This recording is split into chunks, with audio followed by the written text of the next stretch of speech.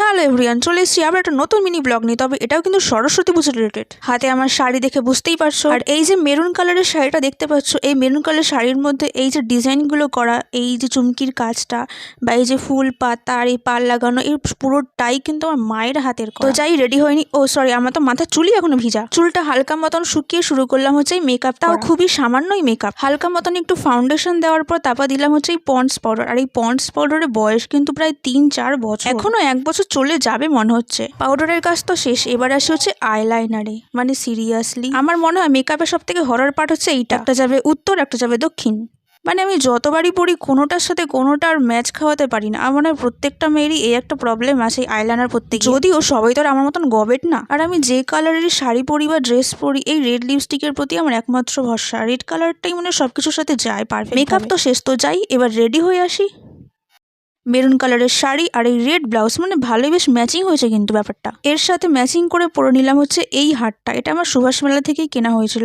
আর নিলাম হচ্ছে এই চুড়ি। এই চুড়ি পরতে গিয়ে মানে সিরিয়াসলি কতবার যে শাড়িতে আটকেছে, ওই জন্য একটাই পরবো, দুটো আর পরতে পারবো না। কারণ দুটো পরলেই চুলে, শাড়িতে, আঁচলে সব জায়গায় পুরো আটকে আটকে যায়। চুল আঁচড়াতে আঁচড়াতেই অর্ধেক চুল আমার শুকিয়ে গেছে। যেহেতু সরস্বতী পুজোর খাওয়া দাওয়া, তাই চুলটা হালকা মতন আমাকে বেঁধেই যেতে হবে, নত খেতে বসে খাবার তো যাবে না, অর্ধেক চুল আমার চলে যাবে পেটে। অবশেষে শত ঢং করার পরে আমি হয়ে গেলাম রেডি। এবার অপেক্ষা করছি আমার টুইন বান্ধবীদের জন্য, ওরা আসলেই যাব বেরিয়ে।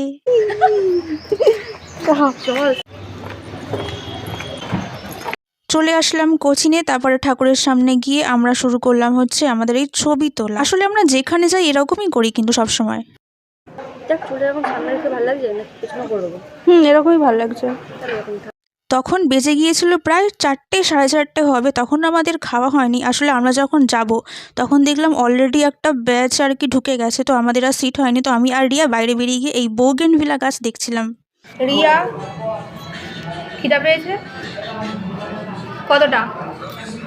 বেশি না, অল্প অল্প। हाँ क्योंकि हम खा के आए थे। প্রিয়া খিদা পেয়েছে? হ্যাঁ কতটা? অনেক। শুশুগুলো কি করছে? পেটে মধ্যে ছুটে বেড়াচ্ছে। ভাই আমারও same। অবশেষে বসে পড়লাম খাবার খেতে। আইটু শোনা না প্রবীর বাবা